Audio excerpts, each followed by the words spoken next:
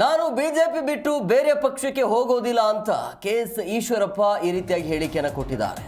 ನಾನು ಬಿಜೆಪಿಯನ್ನು ಬಿಟ್ಟು ಬೇರೆ ಯಾವ ಪಕ್ಷಕ್ಕೂ ಹೋಗೋದಿಲ್ಲ, ನನ್ನ ಜೀವ ಇರೋದೇ ಬಿಜೆಪಿಯಲ್ಲಿ, ಎಲ್ಲಿಗೆ ಹೋಗಲಿ ಹೇಳಿ ಅಂತ ಮಾಧ್ಯಮದವರಿಗೆ ಪ್ರಶ್ನೆ ಮಾಡಿದರು. ಬಳ್ಳಾರಿಯಲ್ಲಿ ಮಾಜಿ ಸಚಿವ ಕೆಎಸ್ ಈಶ್ವರಪ್ಪ ಈ ರೀತಿಯಾಗಿ ಹೇಳಿಕೆಯನ್ನು ಕೊಟ್ಟಿದ್ದಾರೆ. ನನ್ನನ್ನು ಬಿಜೆಪಿಗೆ ಸೇರ್ಪಡೆಗೆ ಒತ್ತಾಯ ಕೂಡ ಮಾಡಿದ್ದಾರೆ. ಸೊ ಬಿಜೆಪಿಗೆ ಮತ್ತೆ ಹೋಗ್ತೇನೆ ಅಂತ ಕೆಎಸ್ ಈಶ್ವರಪ್ಪ ಹೇಳ್ತಾ ಇದ್ದಾರೆ.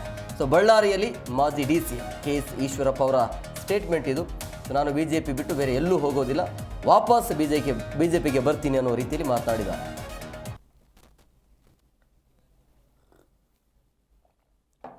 ಸೊ ನನ್ನ ಜೀವ ಇರೋದೇ ಬಿಜೆಪಿಯಲ್ಲಿ, ಸೊ ಹಂಗಾಗಿ ನಾನು ಎಲ್ಲಿ ಹೋಗೋದಿಲ್ಲ ಅಂಥೇಳಿ ಅವರ ಮೇಲೆ ಬಂದಿರುವಂಥ ಆರೋಪ ಏನಿಲ್ಲ ಇತ್ತು ಅದೆಲ್ಲವನ್ನ ಸಹಿಸಿಕೊಂಡು ಅದೇ ಪಕ್ಷದಲ್ಲಿದ್ದಾರೆ, ಬಿಜೆಪಿ ಪರವಾಗಿಯೇ ಮಾತನಾಡ್ತಿದ್ದಾರೆ. ಕೆಲವೊಂದಿಷ್ಟು ಜನ ಹೇಳ್ತಾರೆ ಏನಿದ್ರು ಕೂಡ ಈಶ್ವರಪ್ಪ ಅವ್ರು ನೋಡಿ ಕಲಿಬೇಕು ಅಂಥೇಳಿ. ಸೊ ಅದೇ ರೀತಿಯಾಗಿ ತಮ್ಮ ಪಕ್ಷವನ್ನು ಬಿಟ್ಟುಕೊಟ್ಟಿಲ್ಲ, ಈಗ ಮತ್ತೆ ವಾಪಸ್ ಬರುವಂಥ ಸಾಧ್ಯತೆ ಕೂಡ ಇರುತ್ತೆ. ಸೊ ನನಗೆ ಬೇರೆ ಪಕ್ಷದಿಂದ ಆಫರ್ ಬಂತು, ಆದರೆ ನಾನು ಹೋಗೋದು ಇಲ್ಲ ಅಂತೇಳಿ ಸಿದ್ದರಾಮಯ್ಯ ಸಚಿವ ಸಂಪುಟದ ಸಚಿವರು ಕೂಡ ಕರೆದ್ರಂತೆ.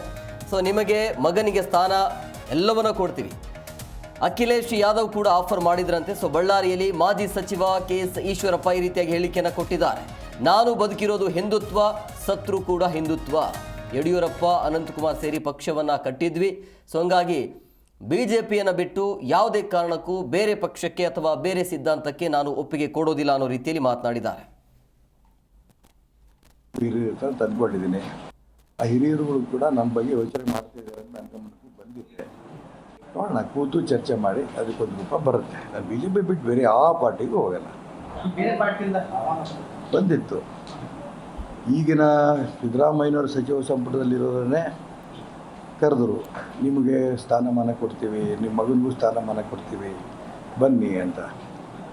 ಸಮಾಜವಾದಿ ಪಾರ್ಟಿಯ ಅಖಿಲೇಶ್ ಯಾದವ್ ಕೂಡ ಹೇಳಿದರು, ಹಿಂದುತ್ವ ನನ್ನ ಉಸಿರು, ನಾನು ರಾಜಕೀಯದಲ್ಲಿ ಭಾರತೀಯ ಜನತಾ ಪಾರ್ಟಿ ಬಂದು ಸೇರಿದ್ದಕ್ಕೋಸ್ಕರನೇ, ಹಿಂದುತ್ವಕ್ಕೋಸ್ಕರ ನಾನು ಸೇರಿದ್ದು.